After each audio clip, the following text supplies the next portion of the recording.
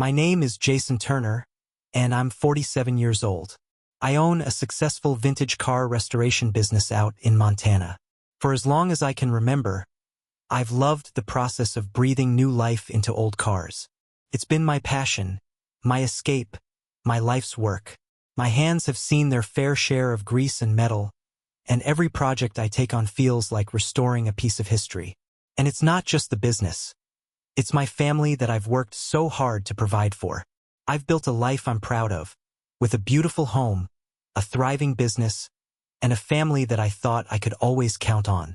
Chelsea, my wife, and I have been together for over a decade. We met when we were both in our late 20s, and from the very beginning it felt like we clicked. She was everything I thought I needed. Beautiful, intelligent, funny, and ambitious. She's always been incredibly driven in her career, and I admired that about her. It's no surprise that she's had success in her field. In fact, I think I admired it a little too much at times. She'd come home with stories about her coworkers, about the events she'd attend, about the meetings with higher-ups. I was proud of her, I really was. But looking back now, I wonder if I was too proud. Too blinded by my admiration and my love for her to see the cracks forming. The idea for the Napa Valley trip had been mine. It was a gift for us both, well, for the whole family, really. I thought we deserved a break. Work had been incredibly busy for me lately. As much as I loved what I did, the stress of running a business had started to wear on me. Chelsea's job had its own pressures, of course, but she seemed to handle it with ease, while I was starting to feel the weight of it all. So, I booked a private villa near a vineyard. A quiet getaway in the rolling hills of Napa Valley. A chance to reset and reconnect. I'd been planning it for months. Picking out the perfect location, booking the best dinners at vineyards, and imagining the perfect family trip. My business was in a good place, and I was looking forward to sharing some of my successes with my family. We were going to have it all. Quiet mornings sipping coffee while the sun rose over the vineyard. Evening walks with a glass of wine in hand, and plenty of time just to relax and enjoy each other's company. But, of course, things rarely go as planned. One evening, a few days before we were set to leave for Napa, I was at home waiting for Chelsea. She had been staying late at work more often than usual lately, which wasn't like her. We'd always made time for each other. But recently, she seemed distracted. Even when we were together, she'd spend hours on her phone, tapping away at emails or talking to colleagues, and it was like she was in a world of her own. I told myself it was just the demands of her job. She was climbing the ladder after all. But deep down, I felt a strange shift. While I waited for Chelsea to get home, I decided to kill some time by browsing through corporate videos from her company. I didn't mean to do it, I wasn't spying or anything. But I came across a video from a recent corporate event that piqued my interest. Chelsea had told me about the party, how it was an annual tradition with her coworkers. She'd mentioned how much fun everyone had, but she didn't say much beyond that. So I clicked on the video. It started with the usual corporate fluff. People smiling, shaking hands, laughing. But something about it felt off. As I watched the footage, I noticed Chelsea sitting at a table surrounded by colleagues, all of them chatting and laughing. It looked like a typical corporate gathering. Nothing too unusual. But then, in the background, something caught my eye. In the reflection of a mirror behind Chelsea, I saw something I didn't expect. Her hand was resting on the thigh of a man seated next to her. It wasn't blatant or obvious, but it was there, clear as day. His face was out of the sh*t, but his silhouette was unmistakable. My heart skipped a beat. My stomach churned. For a moment, I thought I might be imagining it, that I had just seen something I wasn't supposed to see. I watched it again, this time more carefully, but the image didn't change. I wanted to rationalize it. I wanted to tell myself that it was nothing, that I was just overthinking things. But I couldn't shake the feeling that something was wrong, that something was off. This wasn't just a friendly gesture. I don't care how you spin it. A hand resting on someone else's thigh wasn't just goofing around. As Chelsea would later tell me, I closed the laptop just as Chelsea walked in through the door. She gave me a quick smile, but it didn't reach her eyes. She seemed distracted, her mind elsewhere. Her hair was slightly disheveled, as if she had just come from a busy meeting, and she dropped her purse on the table before noticing the laptop sitting open on the counter. "Hey," she said, walking over to me. "What's going on?" "Just watching some of your corporate videos," I said, trying to sound casual. "You all looked like you had a good time." Her eyes flicked to the screen, and she quickly smiled. "Oh, that one? Yeah, it was just a joke from the party. We were all just messing around. You know how it goes, nothing serious." I nodded, but something about the way she said it didn't sit right with me. The way she avoided my gaze, the way her smile faltered just a little too quickly. It all felt rehearsed. I wanted to believe her. I really did. But something inside me had already changed. The seed of doubt had been planted, and no matter how hard I tried to shake it off, I couldn't. I kept telling myself that I was just overreacting, that it was probably nothing. But in my heart, I knew it wasn't. Deep inside, everything had shifted. The Chelsea I thought I knew, my wife, my partner, the woman I had trusted with everything, wasn't the same person anymore. I wanted to confront her, to ask her about it, to demand answers. But something stopped me. Maybe it was fear, or maybe it was the sinking realization that I didn't want to hear the truth. I didn't want to face what was slowly becoming clear. So, instead of asking, I stayed quiet. Chelsea gave me a quick kiss on the cheek and then headed upstairs to change. I watched her go, my heart heavy with confusion. What had I just seen? What was going on? And how could I have missed it all? The next few days felt like a blur. I tried to focus on the trip to Napa, but every time I thought about the upcoming family getaway, the images from that video kept flashing in my mind. I kept seeing Chelsea's hand on the thigh of that man. The image wouldn't leave me. Every time I looked at her, I couldn't help but wonder if she was hiding something. I had spent so many years trusting Chelsea. She was the one person I never questioned, the one person I thought I could always count on. She was the mother of our children, the woman I'd built a life with, the one I thought shared my values and dreams. But now everything felt uncertain. There was a growing knot in my stomach that refused to go away. For the first time in our relationship, I started noticing things I'd ignored for months. Things that now seemed like signs I should have paid attention to. Chelsea had always been busy with her job, and I understood that. Her work took up a lot of her time, and I was fine with that. But recently, the late nights seemed to be happening more often. I didn't think much of it at first. After all, we all have times when work demands extra attention. But there was something different about the way Chelsea behaved during these late nights. It wasn't just the time spent at work. It was the way she changed. There were nights when she'd come home, looking different. Not physically, but emotionally. She would walk in, looking a little too put together, like she had just stepped out of a work meeting, but the kind of meeting where no one would bat an eye if she had dressed up for a date.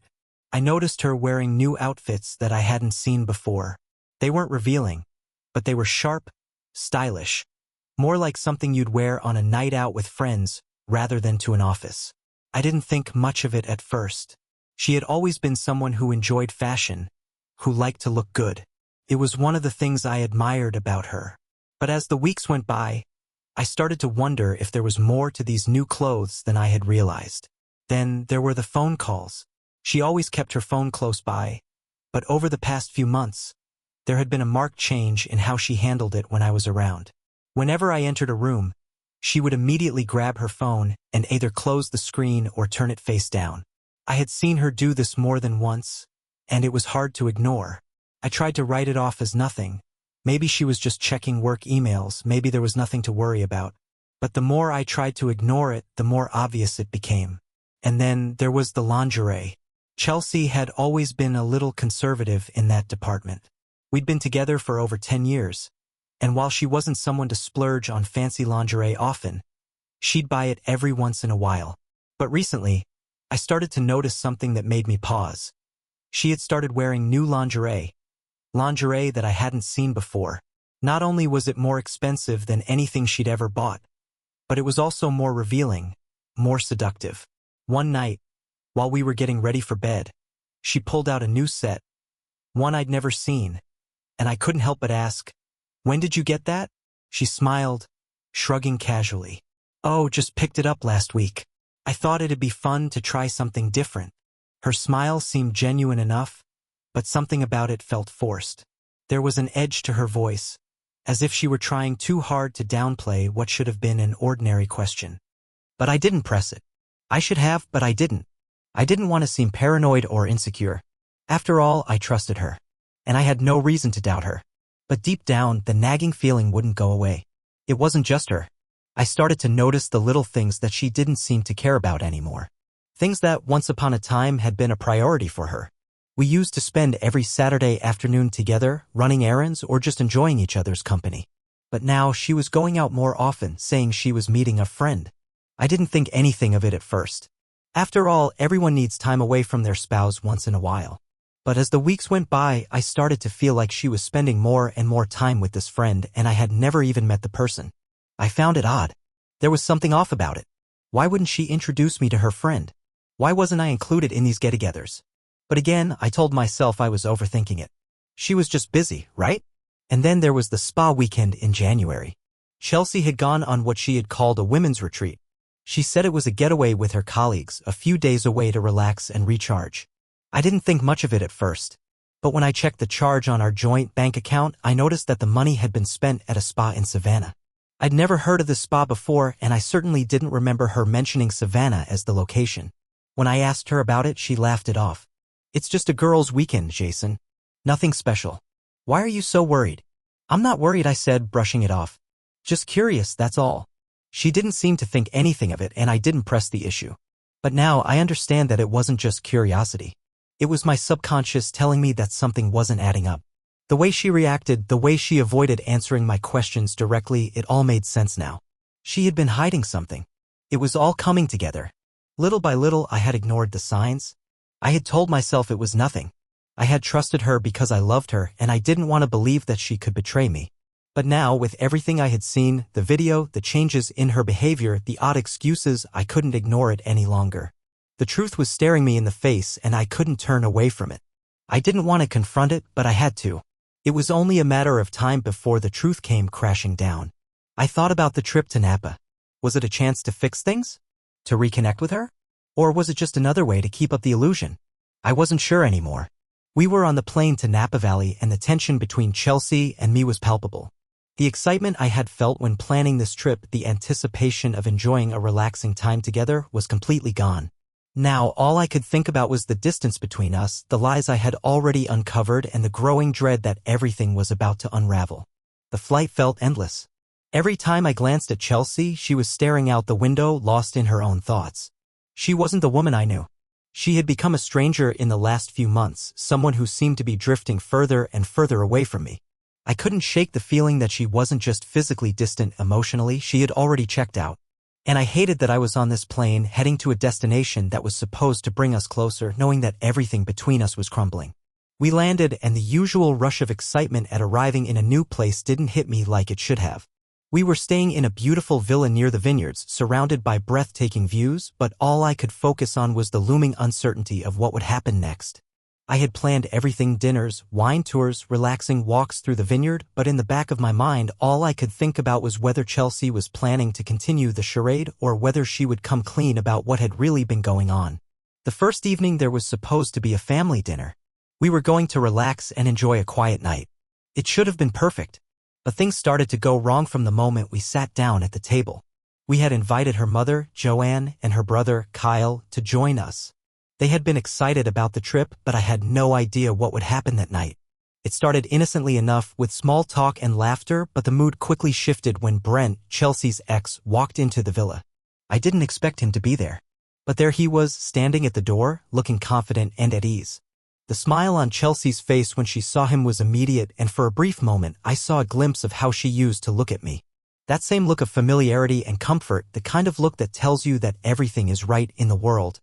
But it wasn't me she was looking at like that. It was him.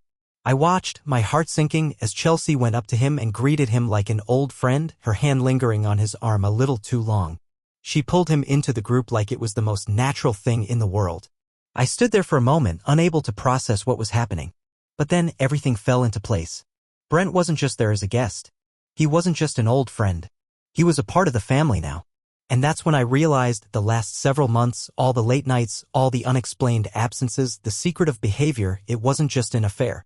I wasn't just dealing with a betrayal of trust, I was being replaced. I tried to keep my composure, but it was impossible. We sat down at the dinner table and Chelsea made an announcement that sent a cold shiver down my spine. She said that I might not go on the rest of the trip, that work was going to keep me busy. The tickets are already booked for those who are definitely going, she said, smiling as if she were just talking about a casual change in plans. The words hit me like a slap across the face. She wasn't just telling me that I wasn't going. She was subtly telling me that I didn't matter anymore. That this trip, this moment, wasn't for me. It was for her. And for Brent. I looked around the table, trying to make sense of what was happening. Kyle and Joanne were there, as if nothing out of the ordinary was taking place. They acted like this was just another family gathering, just another dinner with Chelsea's ex sitting at the table. They didn't look at me, didn't offer any explanation, and didn't seem to care that everything had shifted. The rest of the dinner was a blur. I tried to eat, to participate, but the words felt like they were caught in my throat. My mind was racing with thoughts. How long had this been going on? How long had they been planning this? Had everyone known except me? Was I just the fool who had been blind to what was right in front of me? After dessert, I couldn't take it anymore. I couldn't sit at that table pretending everything was fine. Chelsea's gaze met mine, and I could see the guilt in her eyes, the hesitation in her smile. But I couldn't ignore the truth anymore. It wasn't just the affair, it was everything. The lies, the deceit, the way she had replaced me with him. She had already made her choice. I got up from the table, my chair scraping harshly against the floor. I'm done, I said, my voice steady but firm. I'm not doing this anymore. Chelsea tried to reach for me, but I pulled away. Jason, wait, she said, her voice panicked. But I wasn't waiting. I wasn't staying to let her explain, to let her tell me that everything would be fine. I had waited long enough. I had given her the benefit of the doubt for far too long. The next morning, I made my decision. I wasn't going to sit back and let this slide. I wasn't going to let her pretend everything was fine while she was living a lie. I canceled everything. The house, the dinners, the flights, everything. I made sure the money was refunded to my account and I booked myself a room at a nearby hotel. I spent 2 days there, away from all of them, away from Chelsea. I couldn't be near her. I couldn't look at her. I had already seen enough. The betrayal had cut too deep and I wasn't about to let her make a mockery of me anymore. That was when I called the lawyer. I had been thinking about it for a while, but now it was time to make things official. Our accounts were joint, but all the investments and money I had put into the business over the past 5 years were my responsibility, my work, my sweat. She had used it, taken it, and now it was time to divide what was mine from what was hers. Chelsea called and sent messages accusing me of ruining everything. She begged me to come back, to fix things, but I wasn't interested in fixing anything anymore. I wasn't her backup plan. I wasn't her fool. I was walking away and I was doing it with dignity and documentation. The days that followed were a blur of calls, emails, and decisions I never thought I would have to make. I couldn't bring myself to go back to the villa in Napa. Every inch of that place now felt tainted with betrayal, as though it had become a prison instead of a retreat. The crisp air of the vineyards, the quiet evenings that I had imagined would bring us closer together, were now just painful reminders of everything that had gone wrong. I stayed in that hotel for 2 days, alone with my thoughts. I didn't have much of a plan beyond getting away from her.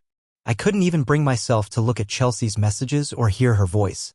She'd called me multiple times, but I ignored every one of them. She even left a few voicemails, her tone pleading and desperate. But I didn't want to hear it. I knew what she was going to say, the usual, she loved me, she didn't mean it, she wanted to fix things. But none of it mattered anymore. There was no fixing this. She had already made her choice. And the damage was irreversible. While I sat in that hotel room, I spent my time gathering everything I needed to take the next step. I called my lawyer, making arrangements for the asset division, setting everything in motion. I was done pretending like we could just patch things up. It wasn't about salvaging the relationship anymore. It was about taking back what was mine, my business, my investments, my dignity, and moving forward with my life. I was the one who had worked for everything we had. I had put in the hours, the sacrifice, the sweat. And Chelsea? She had been using my resources, my hard-earned money, without any thought about the consequences. Not just in a financial sense, but emotionally as well. She had been using me, playing me while I remained blind to her actions. But not anymore. Now that I could see clearly, I wasn't about to let her get away with it. I contacted the bank to freeze our joint accounts. She wasn't going to drain any more of my hard work. Everything I had built was staying with me. I made sure to have all of it documented, the business, the house, and all the other assets we shared. Chelsea had no claim to any of it.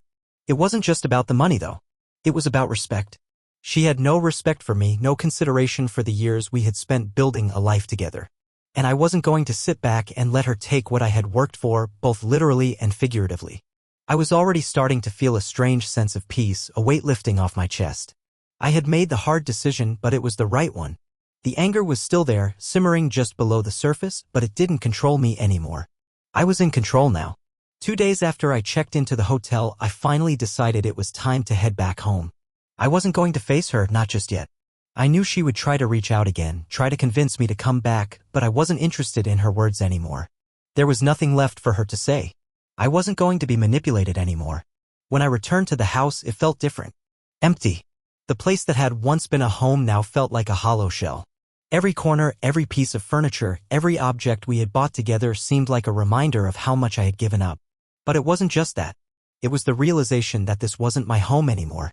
She wasn't part of it anymore. And the sooner I accepted that, the sooner I could begin to heal.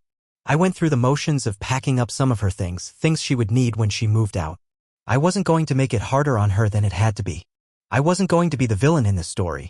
But I also wasn't going to make it easy for her to come back, to beg for forgiveness, to try to rewrite what had happened. I wasn't falling for that anymore. That's when Chelsea called again. This time I answered.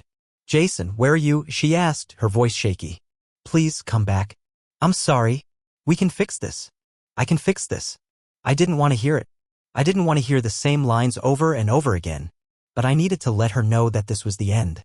"I'm not coming back," I said, my voice calm but firm. "It's over, Chelsea. You made your choice, and now I'm making mine." There was a long silence on the other end of the line, and for a moment I thought she might finally understand. But then she spoke again, her voice tinged with desperation. "No, Jason. Please, don't do this. I love you. I was wrong. You have to believe me. Please, just let me explain." I almost wanted to scream at her, to tell her that I didn't need an explanation. But I didn't. I had to stay composed for my own sake. "I don't need you to explain anything," I said. "I know exactly what's been going on, and I'm done. I'm not fixing this. I'm walking away." "Jason," she whispered, and I could hear the tears in her voice, "please don't leave me. I've messed up so badly. I swear, I didn't mean for any of this to happen." "Yeah," I said, my voice thick with emotion. "You didn't mean for it to happen. But it did. And now I'm walking away." With that, I hung up. I could feel the weight lifting off my chest, piece by piece. It wasn't easy, but it was necessary. For the first time in a long time, I felt like I was finally taking control of my own life again. But that wasn't the end. It was just the beginning. The next day, I went through the process of finalizing everything: lawyers, papers, signatures. I was making sure that everything was handled legally and that there would be no room for her to claim anything once I had made my final decision. It was hard, but it was also freeing. Chelsea continued to call, text, and even show up at the house, trying to convince me to give her another chance. But I stood my ground. I had made the decision, and I wasn't going to let her manipulate me again. I wasn't angry anymore. At least not the way I used to be. I wasn't raging with fury or consumed by bitterness.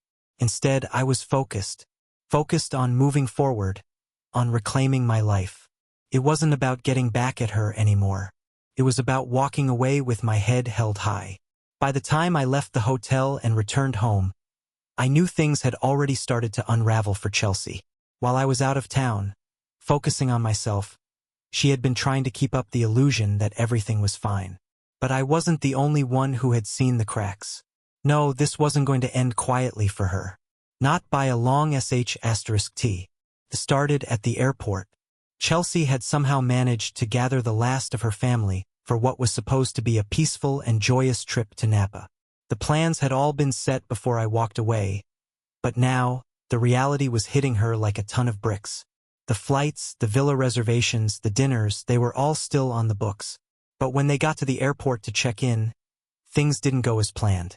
I wasn't there to witness it firsthand, but I heard the details later from my lawyer, who had been privy to a few of the calls that came through after the incident. Chelsea had arrived with Kyle, her brother, and Joanne, her mother. They were excited, looking forward to the trip, except there was just one problem. There were no reservations for them. The clerk at the check-in counter had looked at the computer, and then back at them. "Sorry, there seems to be a problem with your booking. The system shows no flights or villas under your name." Are you sure you're on the right reservation? Chelsea had tried to explain. Kyle had started getting agitated. And Joanne? She had no idea what was going on. None of them did. They were told to check their emails, and when they did, it hit them like a slap to the face. Everything had been canceled. No reservations. No villa. No trip to Napa. The truth was out now. The moment I canceled everything, it wasn't just about the money or the logistics of a trip. It was about making sure Chelsea didn't have an easy way out of this. About ensuring that she couldn't just go on as though nothing had happened. This wasn't going to be brushed under the rug. She needed to face the consequences. And now, she was starting to realize exactly how badly she had screwed up. Brent, her ex, was with her. She had, of course, tried to pretend like everything was fine. She probably told him this was just a glitch or some misunderstanding. But she wasn't fooling anyone. He had to be just as aware of what was really going on. He had to know that this was all her doing, her mess, her attempts to cover things up. I wasn't there to watch the fallout unfold, but I could imagine it. I could picture her, standing at the check-in counter, fumbling for explanations. Her family silently watching the mess she had created. The embarrassment must have been overwhelming, especially with Brent standing beside her. He was supposed to be there, for all intents and purposes, as her ally. Yet, instead, he was just another reminder of everything she had done. I almost wanted to laugh, knowing that things were about to get worse for her. It was only when Chelsea tried to reach out again that I started to understand just how far gone she was. She didn't just want to fix things. She wanted to maintain the facade. She wanted to protect her image, to make sure that I didn't make her look like a fool. But I had already made up my mind. There was no going back, and the only way I could make sure she understood that was to let the truth come out. The next day, Kyle's ex-girlfriend, Marie, was at the airport when the drama unfolded. She had been there to pick up some friends and had overheard the commotion. And as anyone with a sense of gossip would do, she whipped out her phone and started recording. The video she posted on social media didn't just show Chelsea's embarrassment. It showed the unraveling of everything Chelsea had worked to present. The facade was gone, and all that was left was the truth. Chelsea had lied, had betrayed her family, and had tried to keep it all under wraps. Now, the world was going to know. Marie posted the video, and within hours, the comments were flooding in. People who knew Chelsea had started chiming in, commenting on how they had always suspected something was off. Some even admitted they'd seen the signs, the way she would talk about me like I was just a workaholic who didn't deserve her attention. There were even people in the comments who had known about Brent, who had seen how much he and Chelsea had been in contact. They had seen the way she would light up when talking about him, the way her eyes would twinkle when his name came up. People remembered things she had said, how she'd always complained about how boring our life was compared to the excitement Brent brought. I hadn't been naive. I'd been blinded by love, and now I was paying the price. But Chelsea? She was paying a much higher price. The truth wasn't something she could hide anymore. It was out there, and the public had started to turn on her. The video went viral, with some people expressing sympathy but most reacting with anger, disbelief, and judgment. And it didn't stop at the video. As the comments kept coming, people who were once part of our social circle started distancing themselves from her. The fallout from her affair wasn't just limited to me, it was spreading to everyone around her. The family dinners we used to have with friends, the gatherings we would host, those were all over. No one wanted to be associated with someone who had torn apart a marriage the way she had. The damage was done, and she had no way of controlling it. The next week, Chelsea reached out to me again, but this time she wasn't pleading for me to come back. This time, her tone was different. She was still apologetic, but it was clear that the reality of her situation had set in. She was alone, isolated, and everyone who had once stood by her was starting to disappear. She was facing the consequences of her actions, and she was finally seeing what I had felt all along. "I didn't mean for it to happen this way, Jason," she said over the phone, her voice shaky. "I never wanted this to get out. I never wanted to hurt you." "It's too late for apologies, Chelsea," I replied, my voice flat. "You made your choice. And now everyone is going to see who you really are." There was a long silence on the other end of the line before she spoke again, her voice barely above a whisper. "I'm sorry. I'm so sorry for everything." But I didn't respond. There was nothing left to say. The damage had been done, and Chelsea's public humiliation was only just beginning. The world was now aware of what had happened, and as much as she tried to salvage it, she couldn't undo what was out in the open. The first few weeks after the video and the public fallout felt like a blur. The consequences of Chelsea's actions were no longer confined to me or our family. They had rippled outward, affecting everything. I had been caught in the storm, but she was standing in the eye of it, desperately trying to maintain some semblance of control. The truth had hit hard, and there was no hiding from it anymore. People from her work, her friends, and even acquaintances I hadn't spoken to in years started reaching out. They didn't need to ask how I was doing, they already knew the answer. Everyone knew about the affair now, and I had the satisfaction of knowing that Chelsea couldn't keep up the lies any longer. The facade she had so carefully built was crumbling, and she was struggling to put it all back together. She had made sure to paint me as the villain in our marriage, the workaholic who wasn't paying attention, the boring husband who didn't appreciate her. But now it was clear who the real villain was. It wasn't just the emotional toll that hurt, it was the financial one as well. The private investigator I had hired had done his job well. With the evidence he provided, I was able to press forward with the divorce proceedings. Chelsea's infidelity wasn't the only issue. I had discovered that she had been using our joint account for frivolous expenses, covering up her romantic weekends with Brent by pretending they were work-related trips. These weren't just minor charges, they were substantial sums that had been drained from our joint accounts. When the bank froze her access, I knew she had no way to hide from her actions. The house, the business, even our savings, they were all mine now. She couldn't claim anything. My lawyer had worked swiftly, ensuring the division of assets was fair, considering everything that had transpired. I didn't need to fight dirty, but I wasn't going to let her walk away with anything she hadn't earned. The Mustang I had worked so hard to restore, the business I had built from the ground up, all of it stayed with me. She was left with nothing but her lies. Meanwhile, Chelsea's personal life was falling apart. Brent, the man she had betrayed me with, had disappeared. One day he was in her life, offering her the attention and excitement she had been craving. The next, he was gone. I didn't know where he went, but I couldn't bring myself to care. Chelsea was left holding the empty pieces of her decisions. And the worst part? She couldn't turn to anyone for support. Her mother, Joanne, moved out, unable to stay in the house that had once been filled with family warmth. Kyle, her brother, was begging for money once again. He had always relied on her financially, and now, with her reputation and finances in shambles, he was left to pick up the pieces.